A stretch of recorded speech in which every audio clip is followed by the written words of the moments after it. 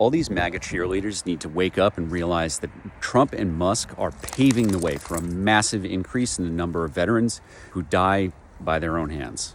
I say this not just as a veteran advocate, someone who's worked on suicide prevention for nearly 2 decades now, but as a survivor myself.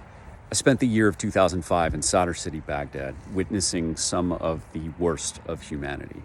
Like, yes, there were bullets and bombs, and that stuff is scary, but the things that people do in a war zone will haunt any decent human being for the rest of their lives. A little over a year after I returned from Iraq, I made an attempt, and thankfully I survived. So I understand it's not just combat trauma that causes suicidality. For me, more than anything, it was the feeling of hopelessness.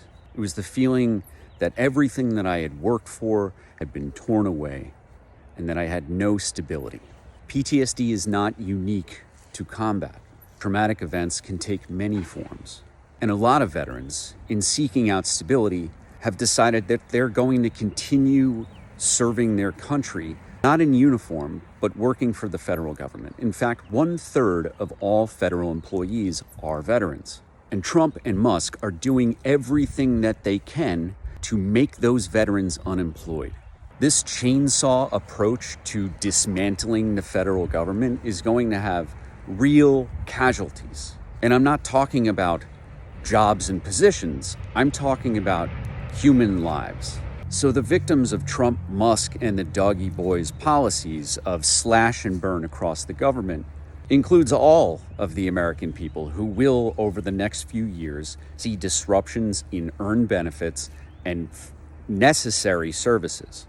We're going to see a decline in the strength of our national security. We're going to see things like food and medicine become more dangerous because of a lack of oversight and science being removed from the federal government. Because of grants getting pulled from colleges and universities, we're going to have fewer well-educated young people entering the workforce. Donald Trump just signed an executive order that is removing protections that unions fought for over the decades for federal workers, including, but not exclusively, for veterans. Trump and Musk, their goal is to slash government by 10% or more.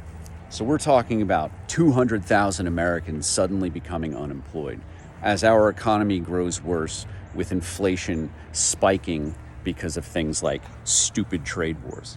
So when I talk about casualties being the result of the Trump, Musk, and Doggy Boy policies, I'm also talking about people ending their own lives. I know what it feels like to feel hopeless. I know what it feels like to feel like nothing will ever get better. And yes, I know what it feels like to live with PTSD and how it can get under control with the help of the VA and things like a steady job.